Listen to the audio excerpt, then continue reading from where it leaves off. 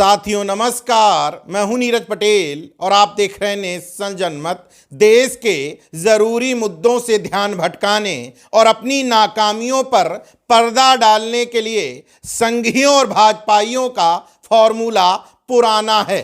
देश को सांप्रदायिकता की आग में झोंक दो और उसमें अपनी राजनीतिक रोटियां सेक लो। हालांकि काफी हद तक जनता इस फॉर्मूले से वाकिफ हो चुकी है, लेकिन यह फॉर्मूला बार बार चुनाव में कामयाब हो रहा है तो उसे बार बार दोहराया जा रहा है।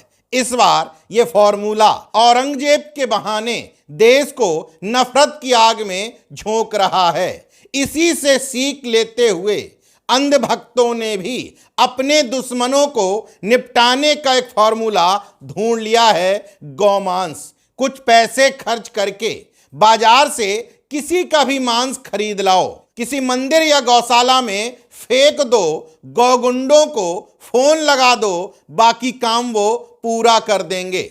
यह आरोप मैं ऐसे ही नहीं लगा रहा हूं।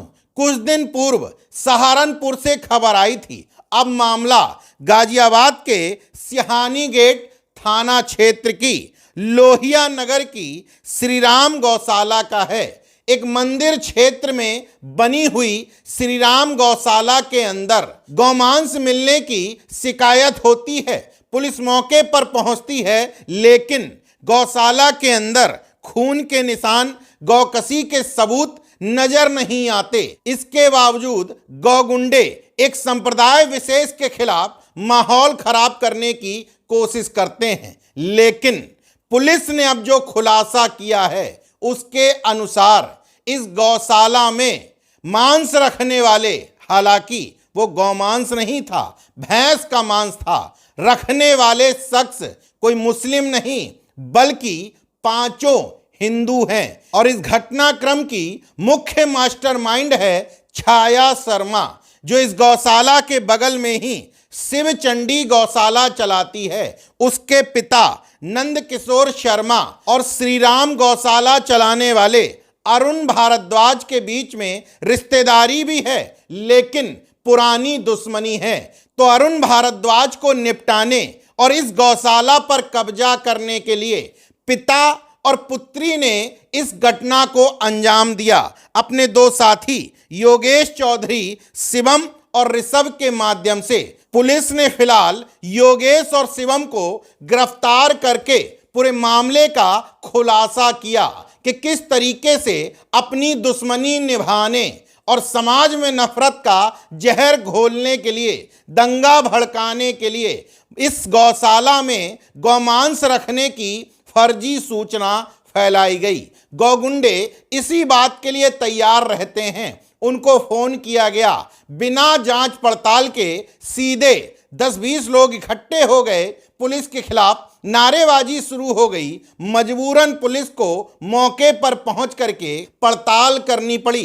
वो तो शुक्र मनाइए जिस गौशाला में गौमांस होने की फर्जी सूचना फैलाई गई थी उसके संचालक का नाम अरुण भारद्वाज था।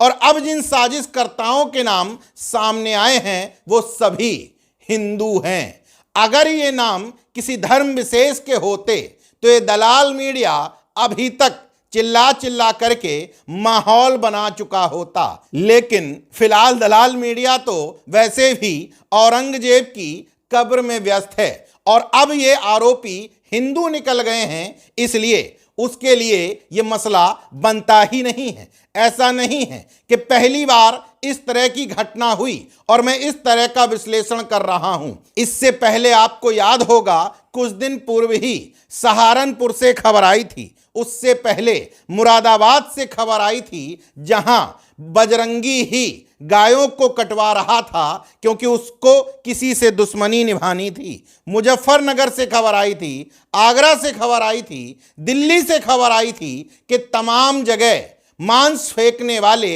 या तो बीजेपी नेता थे, हिंदू थे या बीजेपी समर्थित लोग थे।